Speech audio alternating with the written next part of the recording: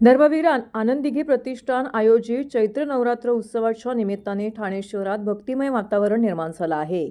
दरवर्षीप्रमाणे यंदाही ठाण्यातील संत तुकाराम महाराज मैदान येथे भव्य स्वरूपामध्ये चैत्र नवरात्र उत्सवाचं आयोजन करण्यात आलं आहे।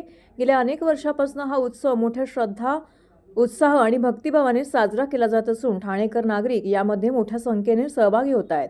या उत्सवाच्या प्रारंभाच्या अनुषंगाने आज मंडप पूजनाचा शुभ सोहळा पार पडला। महाराष्ट्र राज्याचे उपमुख्यमंत्री एकनाथ शिंदे यांच्या शुभ हस्ते आणि उपस्थित मान्यवरांच्या उपस्थितीमध्ये हा मंडप पूजन सोहळा विधिवत पार पडला। पारंपरिक पद्धतीने मंत्रोच्चार, पूजा अर्चा आणि विधी करून मंडप पूजन करण्यात आलं। या प्रसंगी देवीच्या उत्सवाची सुरुवात मंगलमय वातावरणात करण्यात आली। चैत्र नवरात्र उत्सव हा हिंदू धर्मातील अत्यंत महत्त्वाचा आणि पवित्र उत्सव मानला जातो। या 9 दिवसांमध्ये देवी दुर्गेच्या विविध रूपांची पूजा केली जाते।